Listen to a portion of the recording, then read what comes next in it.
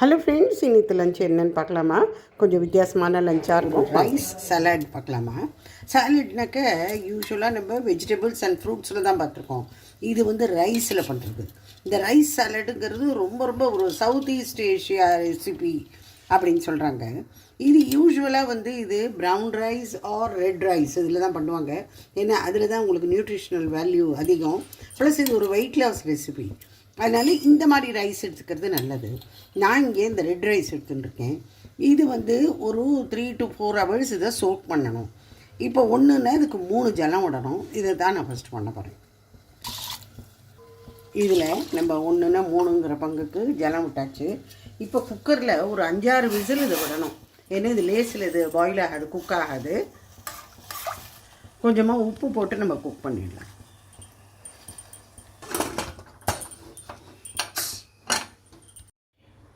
இப்போ இந்த சாலட்டுக்கு தேவையானதெல்லாம் நான் நறுக்கி வச்சுருக்கேன். வெள்ளரிக்காய், டொமேட்டோ, இது வெங்காயம், கொஞ்சமாக மாதுளம்பழம். இப்போ மாம்பழ சீசனுங்கிறதுனால மாம்பழம் ஒன்றுனாலும் போடலாம், ரொம்ப நல்லாயிருக்கும், ஒரு டிஃப்ரெண்ட் டேஸ்ட்டாக இருக்கும். இப்போ நம்ம முதல்ல இந்த ரைஸை போட்டுடலாம்.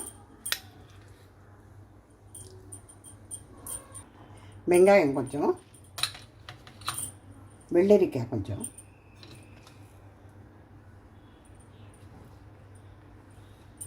தக்காளி ஆர் டொமேட்டோஸ், மாதுளம்பழம், இந்த பிங்க் சால்ட், நிறையா கொத்தமல்லி, எலுமிச்சம்பழம்.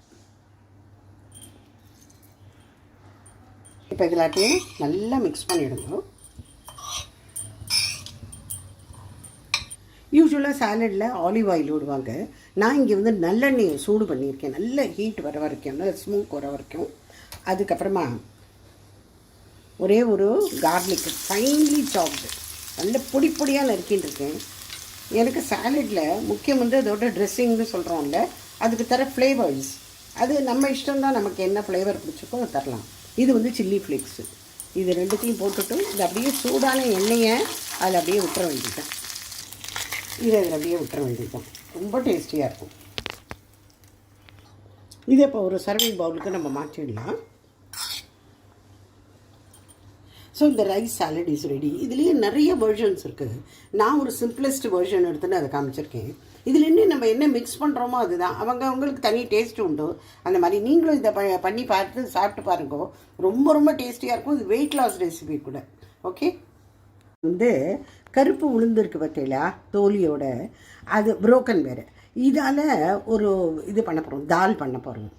இது வந்து முதல்ல நம்ம ட்ரை ரோஸ்ட் பண்ணிட்டு இருந்தோம்.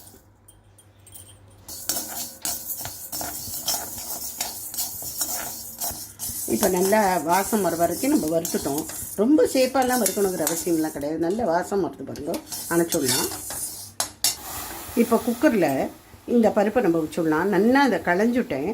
நல்லா களைஞ்சிட்டு இல்லை ஜலம் இது பண்ணோம். 1ன்னா 2 கப்பு ஜலம் கொடுக்கும். ஒரு 3-4 விசிலுக்கு நம்ம வச்சுடலாம். இப்போ இந்த தாலுக்கு தேவையான ஒரு மசாலா அரைச்சி வச்சுக்கலாம். 2 பூண்டு இதில் வச்சுருக்கேன். ஒரே ஒரு பச்சை மிளகா தான் போட்டிருக்கேன். உங்களுக்கு வேணும்னா இன்னும் 2 போட்டுக்கோங்க. இது கொத்தமல்லி, கருகப்பிலை, இது 2 போட்டு இருக்குது. வாஷ் பண்ணி வச்சுருக்கேன். 2 ஸ்பூன் தேங்காய் ஃப்ரெஷ்லி கிரேட்டட். இது அப்படியே குறகுறன்னு அப்படியே நம்ம அரைச்சிக்கணும். இப்போ கடாயில் 1 டேபிள் ஸ்பூன் எண்ணெய் விட்டுருக்கேன். இதில் கடுகு, பெருங்காயம், கொஞ்சமாக மஞ்சப்பொடி, இந்த அரைச்சி வச்ச தேங்காய் விழுதை இதில் போட்டணும்.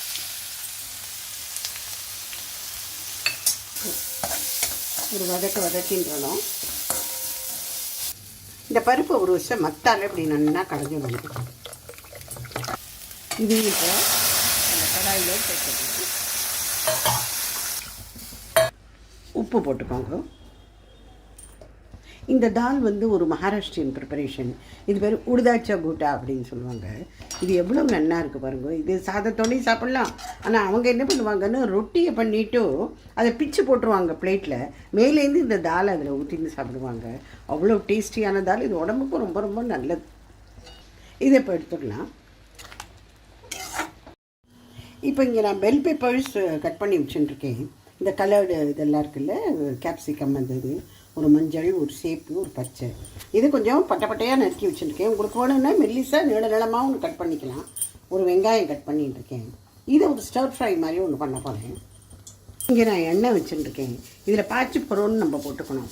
பாஞ்சு பொரோங்கிறது ஒரு 5 வித ஸ்பைஸ் மிக்ஸ். இதில் கடுகு, சீரகம், சோம்பு, அந்த மாதிரி கலவஞ்சி அதெல்லாம் இருக்கும். ராந்துனின்னு ஒன்று இருக்கும். அந்த ராந்துனிக்கு தமிழில் என்னன்னு தெரியல, ஆல்மோஸ்ட் லைக் ஓமம், அது ஒன்று இருக்கும். முல்லை வெங்காயத்தை போட்டுடலாம். அந்த வெங்காயம் கொஞ்சம் வதங்கின பிற்பாடு இந்த கேப்சிகம் எல்லாம் போட்டுடலாம்.